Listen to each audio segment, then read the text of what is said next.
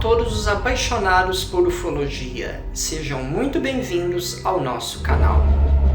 Meu nome é Dirceu Cardoso, sou dentista e também trabalho para uma ONG que presta auxílio às crianças autistas. E como muitos aqui, amante da ufologia. Sou membro integrante da Academia Latino-Americana de Ufologia Científica, a LASO, que agora, por meio do LASO Channel, traz sempre novos assuntos baseados em conceitos e métodos científicos. Hoje vamos conhecer melhor um caso pouco divulgado, mas muito interessante, que se soma à rica casuística do Planalto Central, o caso Papuda. O fato que será apresentado na palestra a seguir é um estudo de caso realizado na UNB, a Universidade de Brasília. O fenômeno ufológico aconteceu na área interna do complexo prisional da Papuda, que fica no Distrito Federal. Entre os pesquisadores envolvidos no caso está o mineiro Wilson Geraldo de Oliveira, professor, antropólogo e sociólogo, formado pela UNB.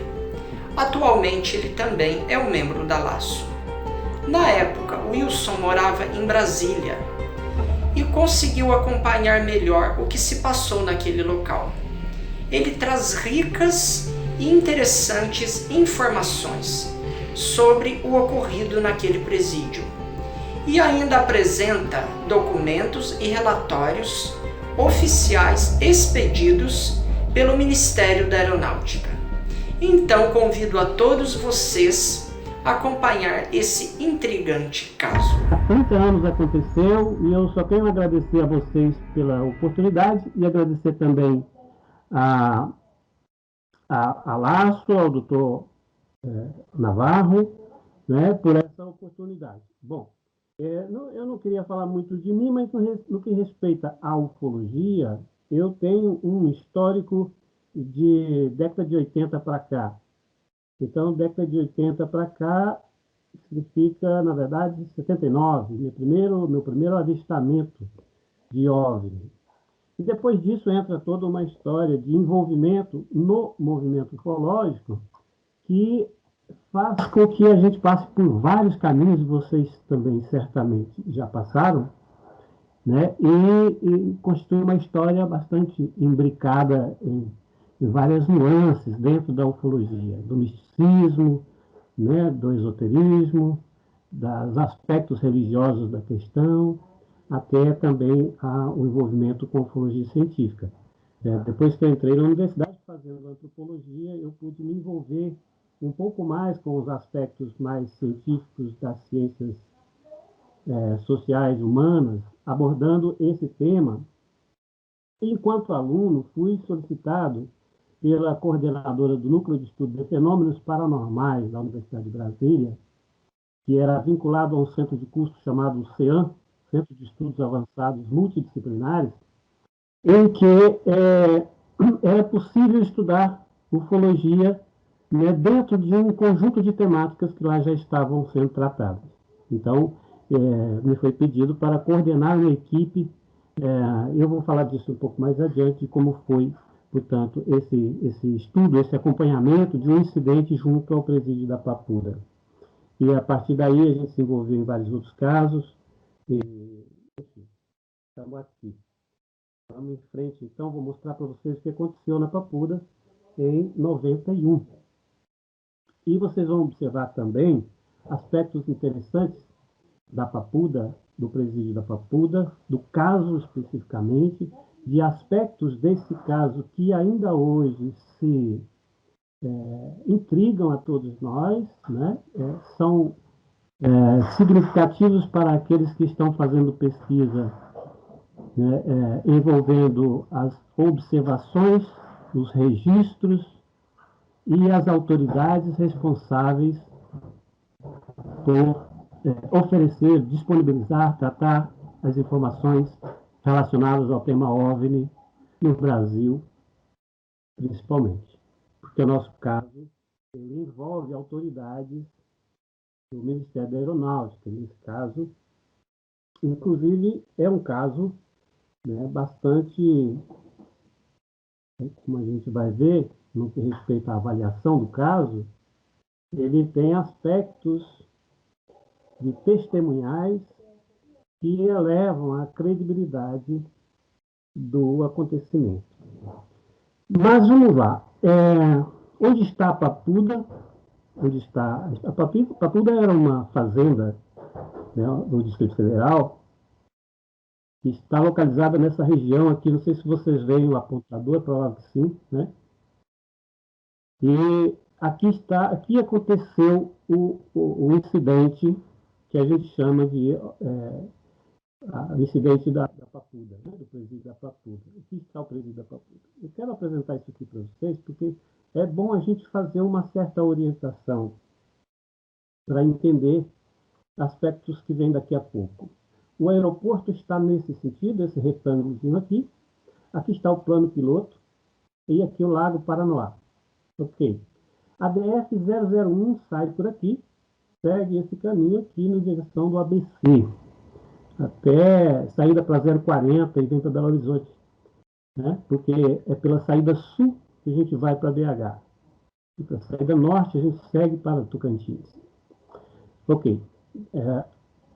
Aqui a gente tem a DF-001, cruza o Lago Paranoá, saindo do plano piloto e segue aqui nesse sentido. Quando chega na DF-465, nós entramos aqui, portanto, DF-465 é nessa região.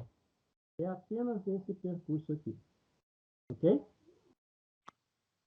Eu vou mostrar para vocês um pouco dessa região, como era antes. E aqui vocês já podem observar que existe uma área que não é adensada populacionalmente, né? Ampliando a área, aqui está a DF-001 e aqui está a DF-465 que eu me referi. O Parque Jardim Botânico está aqui em frente, é aquela área menos densa populacionalmente, né? Essa região, Jardim Mangueiral, eu moro aqui, e aqui é São Sebastião. Essa região não existia, essa região, parte dela não existia, e também parte dessa região aqui, desses bairros de São Sebastião. São Sebastião é uma região administrativa do Distrito Federal. Lá não tem município, para quem não conhece. O Distrito Federal ele se forma a partir, em vez de municípios, regiões administrativas. E aqui, então, é a região administrativa de São Sebastião. O fato ocorreu, então, na região da Papuda, que era uma antiga fazenda. Isso aqui não existia, em 91 também, né? Então, isso aqui, parte disso aqui não existia, nem isso aqui, e nem esses adensamentos aqui. O que existia era apenas essa região aqui, ok? E essa rodovia de saída, ok? Para frente. Essa região especificamente, ela compreende, como era antes, três estruturas. O CIR, Centro de Integração, de Internamento e Reintegração, que é o presídio de segurança máxima, o presídio de segurança máxima é essa região aqui, é onde estão presos de alta periculosidade, é onde estão os presos com 7, 10, 15 anos de cadeia a cumprir. Na época, nós tínhamos lá em torno de 700 presos. Essa região é a região do MCB, Núcleo de Custódia, que é o núcleo com maioria de policiais, agentes da Polícia Civil. São presos temporários, digamos assim. É uma região, é uma estrutura também que não tinha tudo isso. Assim como essa aqui, não tinha essa estrutura aqui, mas o restante já existia na época. Aqui também era. E aqui está a CPM Índia, terceira CPM Índia, que é a terceira Companhia de Polícia Militar Independente, onde estava o tenente Damasceno, na época, hoje coronel reformado, está em Rio de Janeiro.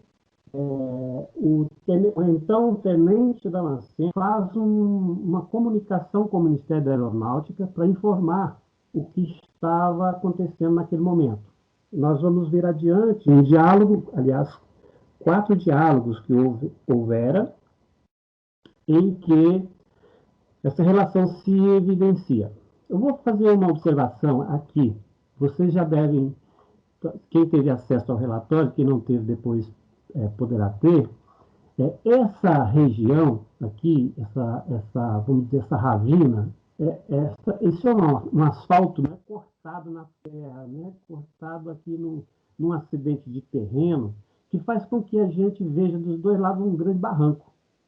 Ao passar aqui de moto, um agente do MCB, certa vez, isso está no final do relatório, nos casos adicionais, 4 casos que nós coletamos ao final, ele foi perseguido por um objeto do tamanho de uma roda de carro. Mas isso vocês vão ver lá no relatório final, tá bom?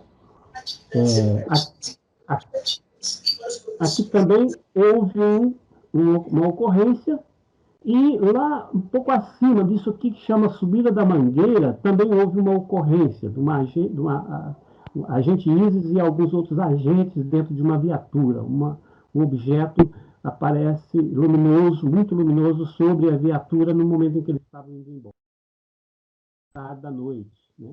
Aqui também, quando o Wagner é perseguido, ele é perseguido também tarde da noite, voltando da faculdade.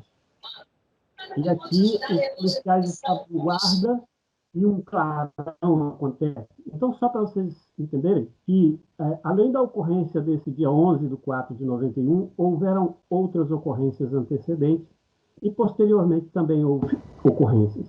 Embora eu não vá mostrar as ocorrências posteriores, porque não tem esse levantamento detalhado, vou mostrar para vocês, então, o que ocorreu aqui, 11 de 4 de 91, e os aspectos relacionados a esta ocorrência. Nós soubemos do caso em 14, em 14 de abril, a partir dos jornais 13, 14 de abril, foi noticiado em página inteira, Correio Brasiliense, Jornal de Brasília, o que estava acontecendo. E, inclusive, é mencionado nesses jornais a relação com o caso da Noite dos OVNIs, de 19 de maio de 86, né? Portanto, 5 anos antes, que deu páginas de jornais também, entrevistas com a equipe do Ministério da Aeronáutica e tal. E eles relacionam isso nessas páginas de jornais sobre o caso Papuda, no dia 13, 14 de abril de 91. Nós fomos chamados pelo Tenente Damasceno, que, indignado com a posição do Ministério da Aeronáutica, pede que a gente faça o levantamento do caso. Deixou a gente bem à vontade para, independência dele, ter todo o auxílio para a cobertura do caso. Fomos, então, uma equipe a quem eu quero agradecer, inclusive postumamente, ao professor Alberto Francisco do Carmo, pesquisador, colaborador da equipe do professor Húvio Brant Aleixo, em Minas Gerais, durante muito tempo, e que nos acompanhou em Brasília também durante algum tempo, a partir de 91. Também ao Roberto Beck, professor Roberto Beck, foi um grande pesquisador que também acompanhou a equipe do general Shoa por muito tempo, tendo centenas de vigílias feitas e documentadas e livros publicados. Um grande pesquisador também da região do Centro-Oeste. E eu quero agradecer também ao contratado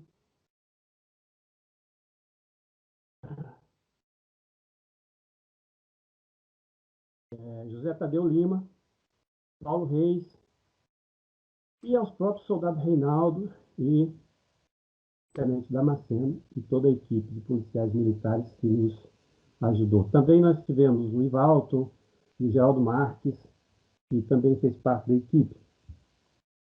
Aqui é o Tenente Damasceno fazendo o seu depoimento e José Tadeu fazendo o croquis, fazendo os desenhos a partir do depoimento dele. E nós gravamos esse processo. Então, nós usamos um método de entrevistas gravadas e depois gravadas, né, e acompanhadas de desenhos, né, e inclusive com desenhos, um desenho a óleo que o próprio Tadeu Alves fez à época. E o Nestor fez essas fotografias. soldado Reinaldo fazendo o depoimento dele. Os dois depoimentos principais do caso foram, portanto, o Tenente Damasceno e o soldado Reinaldo. O soldado Reinaldo é esse companheiro aqui. Né? E o Tenente Damasceno é esse companheiro aqui. Essa é uma vista do presídio da Papuda à noite, somente as luzes. Aquela parte do CIR, Centro de Integração, Centro de Internamento e Reintegração. No dia 11 de 4 de 91, ocorre, num período de 19, que vai estimado pelas entrevistas, pelos entrevistados, de 19h10 às 22h40. No dia havia 65 agentes em guarda nas 3 estruturas do conjunto prisional. E também dos depoimentos das testemunhas, nós identificamos que eles tinham uma ideia de que os objetos estariam entre 300 e 400 metros de altura. Depois a gente vai ver que o próprio sargento Petrônio, do Sindacta, ao conversar com ele, identifica o objeto a 700 metros. Na região da CPMIND, da Companhia de Polícia Militar Independente, terceira companhia, tinha naquele momento 20 policiais. Esse é um objeto desenhado pelo Tadeu, e havia um momento, segundo principalmente ao depoimento do soldado Reinaldo, em que o objeto tinha uma situação, uma condição totalmente vermelha, inclusive a partir do centro. Ele fez questão de dizer isso várias vezes. O objeto, em um determinado momento, ele tomava o corpo do objeto em vermelho, totalmente vermelho. Não era possível precisar a ordem das cores, mas havia azul, vermelho, amarelo, um pouco de verde, de vez em quando ele dava uma piscada muito forte, tomava todo o objeto. O objeto tinha esse formato oval, né, na vertical, e mudava intensamente de cores. Esse é a pintura a óleo que o Tadeu fez na época, 2 momentos. E uma coisa bastante interessante desse caso são os deslocamentos, que a gente fica intrigado, em vários casos ocorrem, a gente não sabe dizer se houve movimento e qual a natureza do tal deslocamento. Mas observa-se que essas cores não são só ilustrativas, tá? Não havia um momento azul, um momento amarelo. Havia um momento vermelho, mas não amarelo e azul. A gente, só para diferenciar, que o objeto aparece numa posição, vai para uma segunda posição, volta para a primeira e depois segue para uma outra última posição. E ali ele fica até o final. É o que diz os depoimentos. Nós não vimos esse deslocamento. O objeto se deslocou da primeira posição para o nordeste, voltou à posição inicial e em seguida se deslocou para uma terceira posição, mais a nordeste. E ficou ali até mais ou menos 22h40. O objeto sumiu, observe. No momento, a testemunha diz deslocou, no outro momento ele diz sumiu. O objeto sumiu da primeira posição, apareceu numa segunda, retornou à primeira e depois reapareceu numa terceira posição. E nessa última ele ficou. Não houve distração e eu não vi deslocamentos. Não há, é um bocado difícil da gente compreender o que significa isso, se não pensarmos que esse objeto, essa tecnologia, violou o sentido intuitivo dos sólidos. Nós não podemos dizer, de acordo com a ciência, que algo possa desaparecer, mas aqui desaparece. Pelo menos, segundo as testemunhas, desaparece. E reaparece em outro local. E é comum esses casos, a gente sempre tem depoimentos. Agora, mais recentemente, inclusive, eu tenho 2 casos semelhantes que eu vou deixar para vocês ao final. Ocorridos, um no dia 11 de abril de 2021 e um no dia 13 de abril de 2021.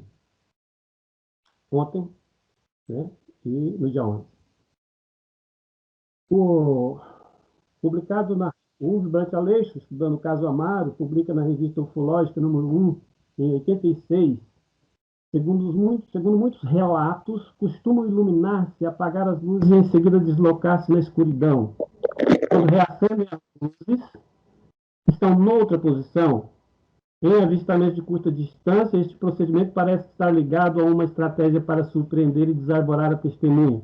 Eu não sei se é esse o caso aqui, mas essa é uma hipótese levantada pelo pesquisador Hugo Brant Aleixo, de Minas Gerais. Ele coletou e relata vários casos nos quais isso é típico. No depoimento dele, no momento, ele diz: não é a primeira nem a terceira vez que isso acontece aqui. Converse com o pessoal do presídio e verão como todos têm medo disso. E, de fato, a gente constatou nos depoimentos que coletamos posteriormente. Houve diálogos, então, entre a terceira CPMI e o SINDACTA. Houve 4 contatos telefônicos. O primeiro foi iniciado pelo tenente Damasceno às 20 horas e os demais foram iniciados pelo sargento Petrônio a partir do SINDACTA. Eu tentei fazer uma reconstituição que eu peço a vocês um pouco de paciência para ouvir, mas um pouco de atenção também, porque eu vou fazer o papel dos 2 personagens aqui. Eu vou ler a fala do tenente Damasceno sem mencionar o nome do seguinte, tá bom? Quem inicia, então, aproximadamente às 20 horas é o tenente Damasceno. Ele diz: sargento Petrônio, aqui é tenente Damasceno, da 3ª CIA de Polícia Militar. Estamos visualizando um objeto no espaço aéreo, aqui acima do presídio. Gostaríamos de confirmar se vocês estão registrando isso, se é alguma coisa de conhecimento de vocês e se podem nos esclarecer a respeito. Tenente, eu estou no aeroporto. Qual a sua posição em relação ao aeroporto e ao SINDACTA? Estamos a leste do aeroporto e o objeto está a norte da companhia, sargento. Quantas pessoas estão vendo isso? De 20 a 25 policiais aqui na 3ª companhia. Tenente, qual o seu grau de instrução? Superior. Eu vou fechar o radar sobre essa área. Confirme. Está vendo o objeto? Positivo, o objeto está aqui. Está onde agora? Está a nordeste. Positivo, tenente. Vou checar no setor o radar e volto a fazer contato. O segundo contato telefônico às 21 horas.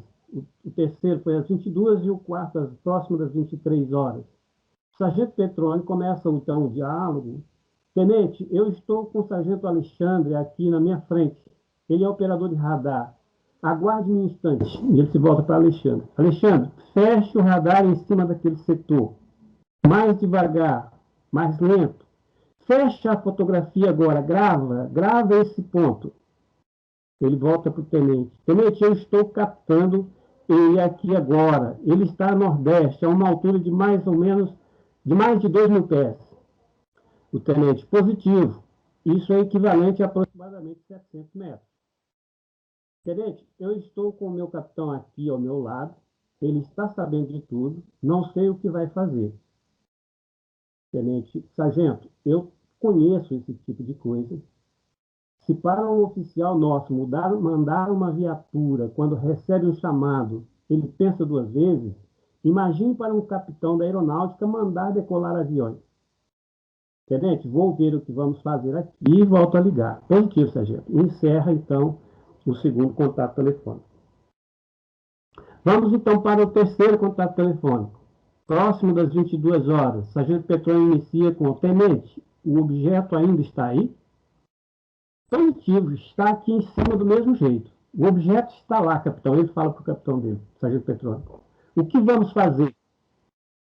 E volta para o tenente. Tenente, está decolando um voo agora. O objeto está a nordeste? Tenente Damasceno, positivo.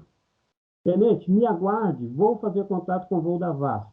Aí ele volta para o piloto, né, e diz para o piloto: VASP 095, confirme mantendo contato com o objeto QAP. Esse QAP aqui é uma linguagem deles, eu não ouvi direito, talvez. Pode ser que eu tenha enganado de código, mas é aquela conversa que eles, como quem pede uma confirmação. Aí o piloto responde: positivo, tem um objeto em minha frente, a 30 graus, 2.000 pés. O sargento Petrônio: positivo, VASP 095, desvie o curso para 45 graus. E volta para o tenente Damasceno: tenente, é o seguinte, esse objeto aí não é balão, porque é o último balão que subiu do centro meteorológico, com quem eu já fiz contato, subiu às 20h15, já atingiu a altitude máxima e estourou.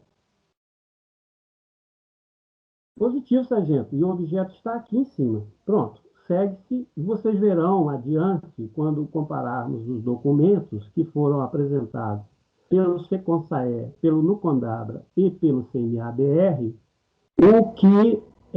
qual a relação, né, destas falas com as informações apresentadas nos documentos. Deixa eu interromper um pouquinho, senhor Wilson. Por gentileza, tenta falar um pouquinho mais alto, que algumas pessoas já estão contatando a gente aqui, que está muito baixo. Pena. Vamos tentar. Muito obrigado. Sabe-se que o voo essa relação com o voo 095 da VASP, a gente tem nos depoimentos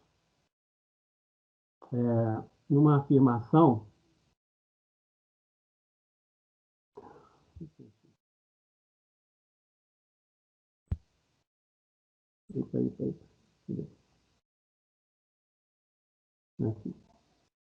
Sabe-se que o voo 095 decolou às 21h55, coincidindo. Espera aí, gente, só um instantinho, por favor. Terceiro contato. É isso, né? Tá. Às 21h55, coincidindo com o horário de terceiro contato telefônico, próximo de 22 horas. Que tal voo percorreu a pista 10 e que aproximadamente 5 minutos após a autorização para a decolagem, a aeronave estaria em torno de 2.000 pés e sobre a região da Papuda. Esses informes foram obtidos da coordenação de voo da VASP, tem uma carta específica do dia 4/3, que também valia para 11/4 de 91. O que ocorre é que nós não encontramos o voo para São Luís, ao qual se refere o depoimento, embora tivesse dúvidas. Então, a gente optou por esse voo, por sinalizar esse voo, né, por colocar esse voo 095 como sendo o voo que é mencionado no depoimento das testemunhas. Está me ouvindo, Pedro? Beleza. Quarto contato telefônico e último, 23 horas. Sargento Petrone, tenente, o objeto está aí, ainda está aí? O tenente responde, olha, sargento, depois de certa hora da noite, aqui fica muito frio. É uma região de vale, né, toda papuda ali. Causa, então, a formação de nuvens que provavelmente taparam o objeto. Pelo menos ele não está sendo visualizado agora. Ele foi visualizado até as 22h40. Né? É o que diz o depoimento. Mas 23 horas foi quando ele ligou, então não dava mais para ver. Estava coberto pelas nuvens. O sargento Petrone responde, tenente, aquilo era um balão. Taxativo, assim, como quem esquece tudo que foi dito antes, tudo que foi feito antes. Então o tenente Damasceno fica indignado e diz, sargento, balão meteorológico não era não, vocês estão subestimando a minha inteligência. Tudo bem, eu sou militar, aceito o que vocês quiserem que eu aceite, quero dizer aceito, não comento nada, mas subestimar a minha inteligência, não, isso é demais. Indignado dessa forma, né, a gente percebe aí as contradições no próprio discurso, as contradições. E para mim, gente, só assim, sinalizei isso aqui porque acho fundamental, como acabar com a fome. Nós não acabamos com a fome, porque nós temos condição de acabar com a fome, mas não acabamos. Né? E nós temos também condição de acabar, de dar respostas à questão OVNI, à questão UFO, e nós não damos. Portanto, essa contradição é mais do que contradições internas, é mais do que contradições discursivas, para mim é uma contradição social. Porque nós temos realmente condição de fazer um trabalho mais sistemático e não fazer. Não fazemos, nós temos muitas hipóteses para aventar aqui sobre isso.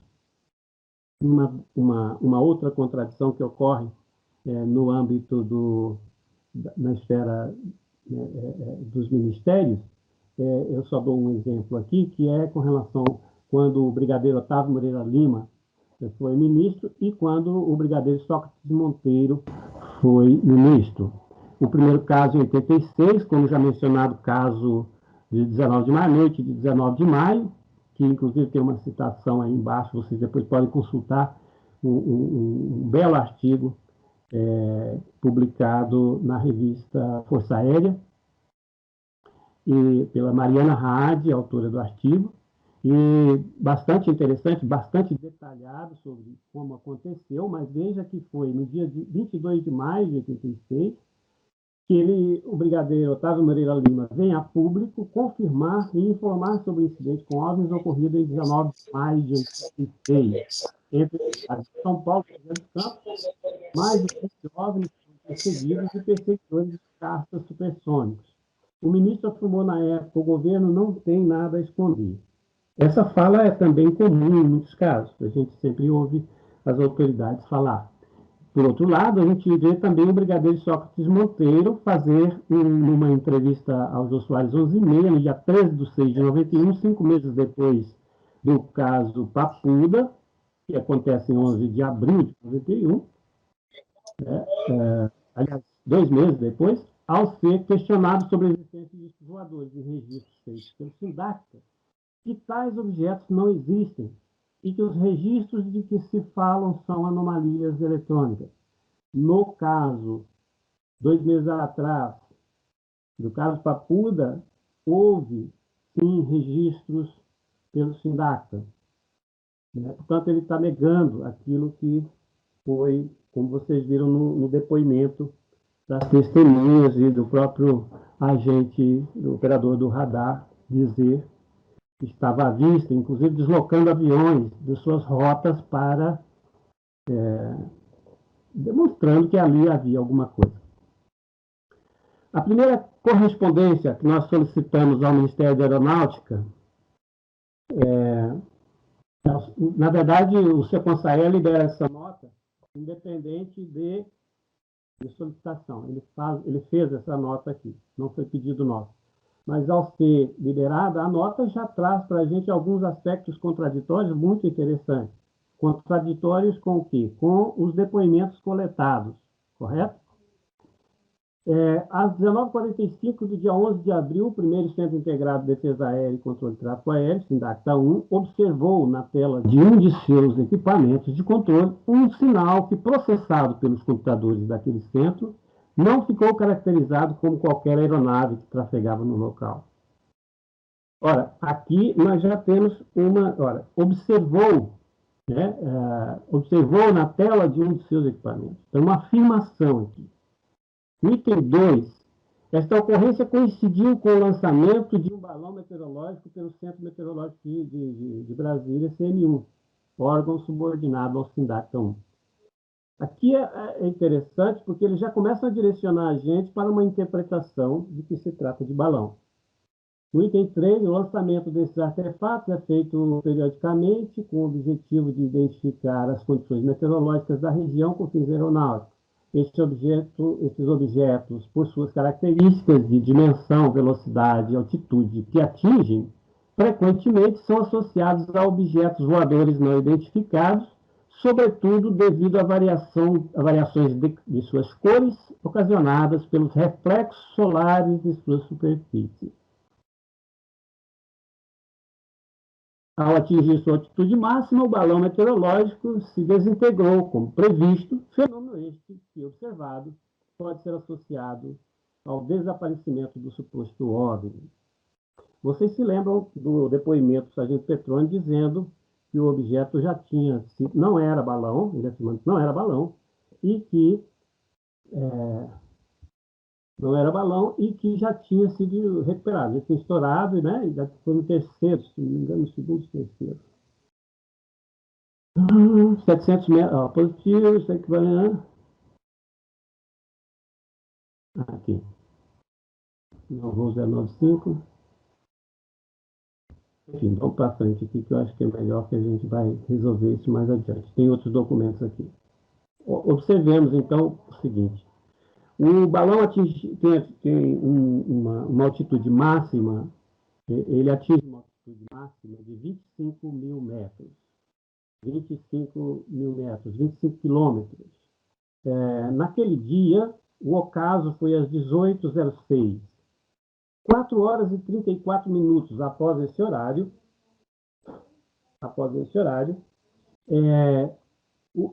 eram, portanto, às 10h40 da noite, que é mais ou menos essa região aqui. O objeto estava, não sei se vocês conseguem perceber, pela sinalização aqui, o objeto deveria estar aqui. Portanto, para que a luz solar pudesse incidir, ele teria que estar a milhares de quilômetros acima, né? O objeto já foi dito que estava a 700 metros de altura pelo SINDAC. Portanto, é impossível que fosse incidência de luz sobre um balão meteorológico. Além disso, o balão já havia sido recuperado. Ele foi lançado no dia 11 às 21 horas, embora o sargento Petroni fale que ele foi lançado às 20h15. Né? Eu acho que ele fez a leitura errada da tabela, porque a tabela aqui mostra que a tabela do dia 12 é que é 20h15, né? Mas a do dia 11 foi 21 horas. Mesmo assim, não há coincidência de horário. O objeto era observado desde as 19h10, foi identificado pelo SINDAC às 19h45 e o balão foi lançado às 21 horas. Então, não há nenhuma coincidência de horário. O balão carrega com ele gás, hidrogênio, não carregam lâmpadas, e nós tentamos um contato com o fabricante de balão no Japão e só recebemos propaganda. Portanto, não houve possibilidade de checar materiais constitutivos, luminescência, refletância, essas coisas. No dia 3 de junho de 91, o Ronald Eduardo Yackel, comandante do NUCONDABRA, nos informa, nos envia uma correspondência em que, no seu item 3, ele diz: informo ainda que no horário e data mencionados por Vossa Senhoria verificou-se o lançamento de um balão meteorológico pelo órgão responsável do Ministério da Aeronáutica. O procedimento rotineiro de lançamento desses balões desperta a curiosidade dos desavisados, levando-os a confundir frequentemente como supostos objetos não identificados. Novamente, né, a indução a que seja objeto, que seja um balão. Quando, na verdade, o órgão subordinado é subordinado ao SINDACTA, portanto, um órgão da relação do NUCONDABRA, poderia ter solicitado ao CMABR a informação e não prestar uma informação contraditória, uma informação que não faz sentido. Na verdade, não faz sentido, né? Porque o CMABR disse o horário que havia lançado. O controlador de voo sabia do horário que tinha sido identificado o objeto, além do contato com os oficiais da Polícia Militar. Esse é um documento, o questionário de coleta de dados, que, segundo ele, é utilizado quando ocorrem esses fatos, e ele pede para que relatem esses fatos. E não é um documento que possa ser considerado válido para todos os casos, apenas alguns casos de rotina, muito simples, né? No dia 20 de janeiro de 93, após o encerramento do caso, e entregue uma cópia do relatório ao NUCONDABRA, o brigadeiro Ronaldo Eduardo Yackel, já nessa altura, o chefe do Estado-Maior do CONGAR, ele diz: ao finalizar, parabenizo todo o GT, Grupo de Trabalho, pelo meticuloso trabalho realizado. Do contexto, lamento apenas as referências injustas atribuídas à minha força, que nada tem a ocultar sobre a matéria.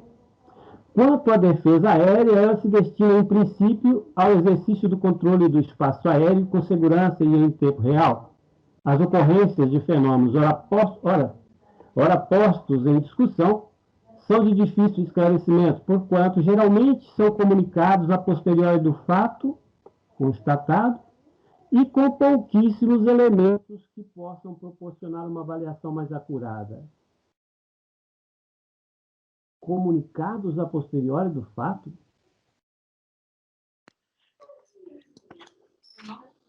Não é? Tamanho provável do objeto. Temos cálculos de triangulação em dois pontos. Nós tivemos, na verdade, 4 pontos, mas 2 deles, infelizmente, não alcançamos as testemunhas em tempo, que era uma carvoaria, que na época a Agrovila São Sebastião, inclusive, a Agrovila São Sebastião tinha uma carvoaria num lugar que hoje é um bairro, mas os carvoeiros tinham saído de lá, não conseguimos encontrá-los, soubemos que eles tinham visto, mas ficou nisso. E também moradores do Lago Sul, também na região oposta. Seria ótimo se tivéssemos conseguido para fazer a triangulação, mas usando apenas os 2 pontos internos, conseguimos chegar a uma dimensão com um diâmetro de 25,95 em média, para o tamanho do objeto observado. Na avaliação do incidente, nós usamos a técnica dos pesquisadores espanhóis, Olmos, Ballester e Guaspe, conforme coeditado na revista Psiuf número 3, por Carlos Alberto Reis, presidente do Cefai à época, também falecido, um grande pesquisador. Ele indica 3 índices: índice de qualidade de informação, índice de estranheza e índice de credibilidade, que a partir do questionário dele, que é bastante extenso, a gente, nós, como pesquisadores, vamos avaliando, assinalando as pontuações que julgamos a partir do levantamento dos dados correto,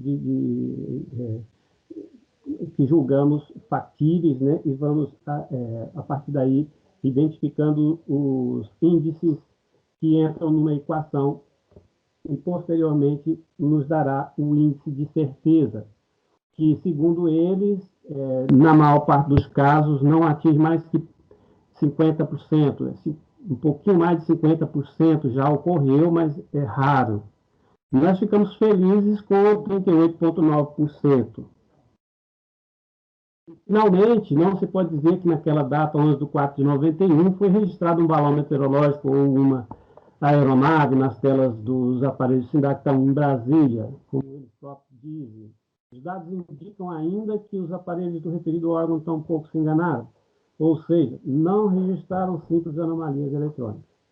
O que foi observado pelos testemunhas fica caracterizado como mais uma ocorrência de objeto voador não identificado.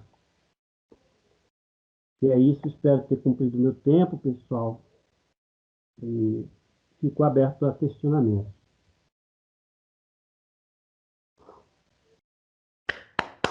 Muito bem. Parabéns, senhor. Muito boa exposição. Obrigado. Vamos lá, então, pessoal. Pode estar levantando a mão, vamos fazer uns questionamentos ao senhor Wilson. Está aberta, então, a sessão de perguntas e respostas.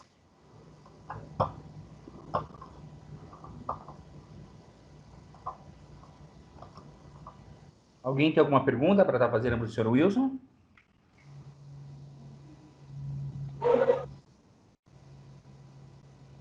Bom, se ninguém tem, eu vou fazer uma, senhor Wilson. Sim. Bom, primeiramente, eu agradeço o senhor, porque realmente eu nunca tinha ouvido falar desse caso, né? Primeira vez que eu ouço falar desse caso aí, do avistamento em cima do presídio. Uhum. Adorei aí bastante a riqueza de detalhes que o senhor tem aí, dos estudos efetuados. E mais uma vez nos mostra que existe realmente o acobertamento, eles querem sempre desviar essa situação. Agora, na época dos estudos, o senhor que estava de frente lá, teve algum fato assim interessante, alguma coisa assim que talvez faltou na apresentação, que o senhor queira estar falando para a gente? Na verdade, você disse que eu morava próximo, é isso? Isso. Eu não morava lá na época, eu morava no outro setor, eu passei a morar naquele setor em 2013. Então, naquela época eu morava em Planaltina. Eu estudava na Universidade de Brasília e morava em Planaltina. Não sei se eu... Sim. Oi. Oi. Boa noite, doutor Júlio, seja bem-vindo. Claro, está me ouvindo direito? Estamos ouvindo sim, doutor.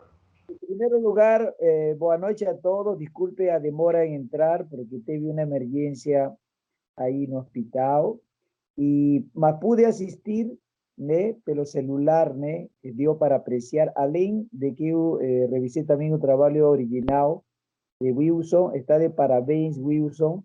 Eu queria comentar 2 pontos, né? En primer lugar, resaltar el valor de ese trabajo, esfuerzo dedicado por este grupo de pesquisa, y ainda vinculado a una universidad, o sea, fue una pesquisa relacionada a uma universidade. Isto tem um grande mérito, né? Além do esforço mesmo, né? Como foi visto, né? Como explicou muito bem, tá? Isso é uma coisa que tem que ser reconhecido, né? Se a gente está revisitando este caso 30 anos depois, olha só, acho que quando Wilson era adolescente, ele não ia pensar que 30 anos depois, né? É verdade. Não tão adolescente, mas já iniciando o estudo acadêmico, né, doutor? Exatamente, entendeu? O sea, 30 anos depois, aí a gente revisita, eu não conhecia até que ele me apresentou o caso, né? E aí a gente coloca, né, os valores que correspondem. Isso é o primeiro. O segundo ponto, né? Como em 1991 eles adoptam e adaptam um método de aproximação que é aquele citado, né, do Ballester e Olmos, né, para aplicar isto. Isto é um método, o sea, o grupo, né, utilizou esse método para se aproximar a uma conclusão, o qual é uma questão de valor, né? Então, esse trabalho assim, conjunto que chega à conclusão, né, descarta, né, faz aquele raciocínio que a gente recomenda a Lasso. Qual que é o raciocínio conselho, né, que se sugiere frente a un fenómeno extraño, extraterrestre, un ovni, o sea, un encuentro con un más avanzado, no aceitar inmediatamente como primera hipótesis a hipótesis extraterrestre, extraordinaria, sobrenatural. No, ahí se tiene que analizar todas las posibilidades ordinarias, lógicas, ¿no? Para después de descartar, llegar a la conclusión, en este caso, ¿no? Este supuesto ovni al final es un ovni auténtico, en el sentido de que no fue llegado, ¿no?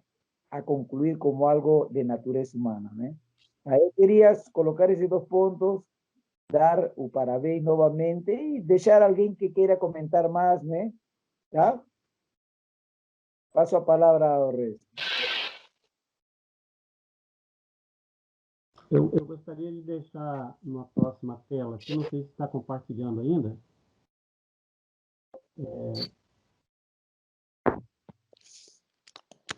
Eu queria deixar na próxima tela. Está compartilhando? Tá, né? Só essas últimas... Não, não está não, senhor Wilson. Ah, não está não? Não. Tá, então... Bom, se possível, depois a gente compartilha, então, afinal, só por é claro que eu estou aberto aqui a novos questionamentos, sem maior problema. O que eu quero dizer é que houveram, nesses últimos dias, eu mencionei anteriormente, eu acho que vale a pena a gente lembrar, e eu achei isso uma estranha coincidência. No dia 11 de abril e no dia 13, ontem, duas ocorrências me chegaram, eu estou em Minas, estou no interior de Minas.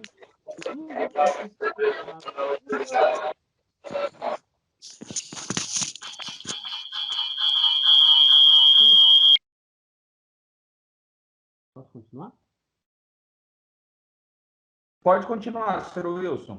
E ambas as ocorrências... Depois temos o questionamento do Everaldo. Guarda só um momentinho, Everaldo. Já microfone. Só completando e finalizando a minha fala aqui. Ambas as ocorrências que me aparecem, que eu gostaria de mostrar para vocês na apresentação também, se vocês quiserem, podem vir ao final, se não for possível vir aqui. São duas ocorrências que eu cito rapidamente, elas estão em estudo ainda, porque foi recente. Duas ocorrências que falam não de deslocamentos, mas de objetos que aparecem e reaparecem. Isso viola o sentido que nós temos da matéria. Então, objetos desaparecendo, isso é impossível para a nossa tecnologia. E reaparecendo, isso é uma forma de locomoção interdimensional. O que é isso, né? Então, só para ficar aí, dois alertas, dois registros que me chegaram espontaneamente, né? Um me chegou hoje e o outro anteontem, que ocorreu dia 11, só para citar. Sim, Everaldo. Pode perguntar, Everaldo.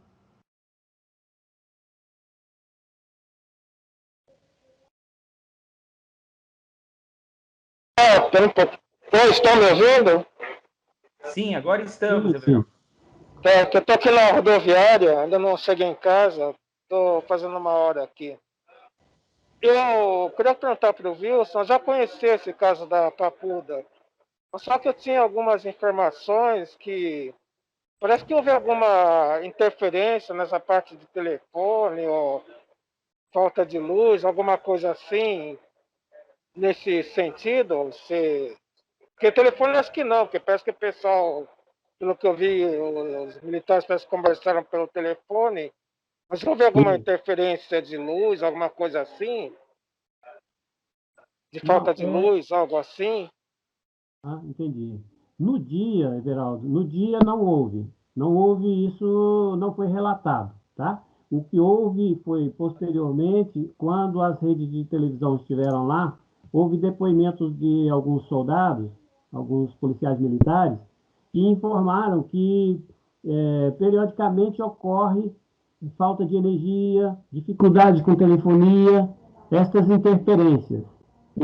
Isso sim é comum em outras ocasiões, em outras situações, mas no dia em que ocorreu, dia 11 de abril, e aliás, só lembrando, dia 11 de abril foi uma ocorrência, mas no dia 14 de abril, o senhor Laudelino de Freitas, que é o diretor do presídio, ele novamente presenciou o mesmo evento. Nós não voltamos lá, soubemos disso posteriormente, mas não retomamos novas entrevistas para esse segundo momento. Também, e eles não falaram mais nada também, nem chamaram o Sindacta, porque no primeiro caso não houve preocupação em responder. Ok? Mas não houve no dia, não houve nos depoimentos nenhum. Inclusive, nós pedimos à SEB documentação a respeito sobre blackout na região e não houve esse registro.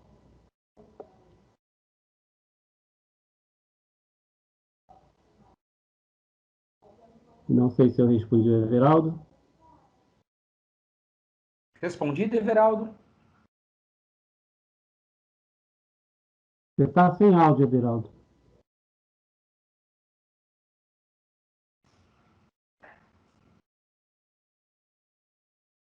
Ele acabou caindo.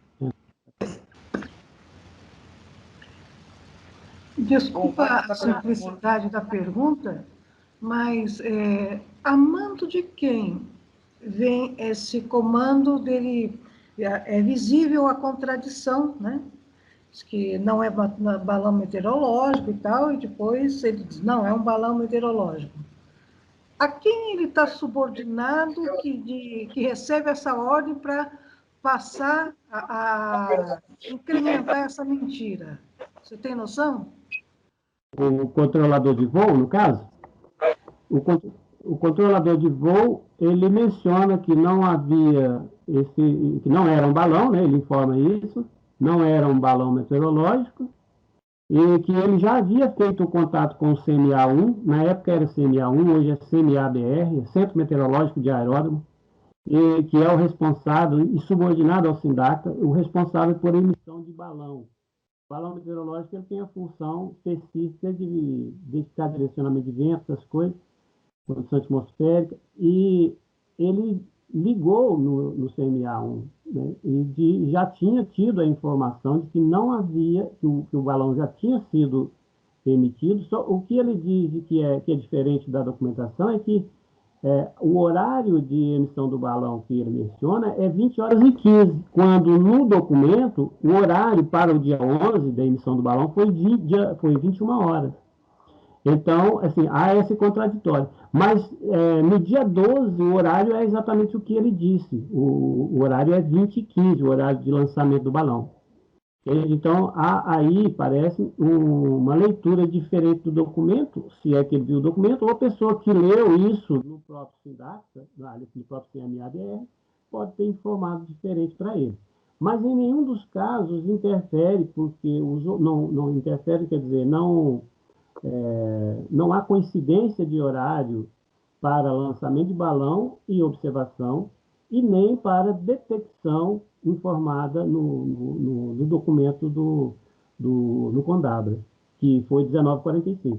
As observações começam às 19h10 na companhia, Às 19h45, o SINDACA detecta o objeto, afirma isso no documento deles, e o balão só vai ser emitido, que seja 20h15, que seja 21h, não é coincidente.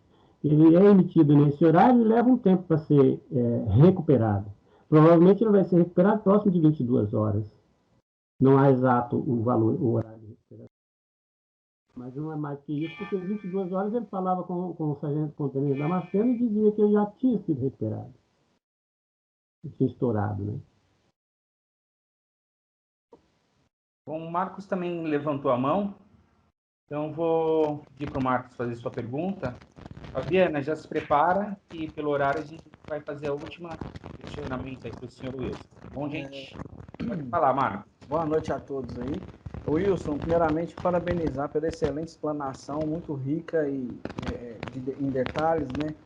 E é um caso realmente intrigante. Só fazendo um adendo e uma pergunta posterior aí, é sabido, né? Desde da Três Marias para frente ali, o Vale do Silício. Ô Marcos, dá um toquinho no seu microfone, Marcos, um fiozinho. Oi. Tô ouvindo? Pode falar. Wilson, é sabido aí, desde o Vale do Silício aí até região de Planaltina, Goiás ali, muito rico em avistamento, né? Você tem algum contato com algum desses coadjuvantes aí dessa história ainda? Os contatos se perderam? E esses registros recentes, eu gostaria de saber se foram aí da região ou outra região? Sim. O coronel Damasceno, atualmente coronel reformado, está morando no Rio de Janeiro. Ele está aposentado e nós não conseguimos fazer contato com ele. Num primeiro momento, quer dizer, algum tempo atrás, alguns meses, 2, 3 meses, nós tivemos um contato com ele com a intenção de saber em que pé estava, como estavam vivendo as testemunhas do caso Papu. Bem, amigos, espero que tenham gostado da apresentação do professor Wilson. Agradeço a todos já inscritos no nosso programa e convido aos que ainda não se inscreveram para participarem do Laço Channel. Lembrando ainda que vocês podem entrar em contato conosco por meio das nossas redes sociais e fazerem parte integrante como membros deste time da ufologia científica. Um abraço a todos e até o próximo programa.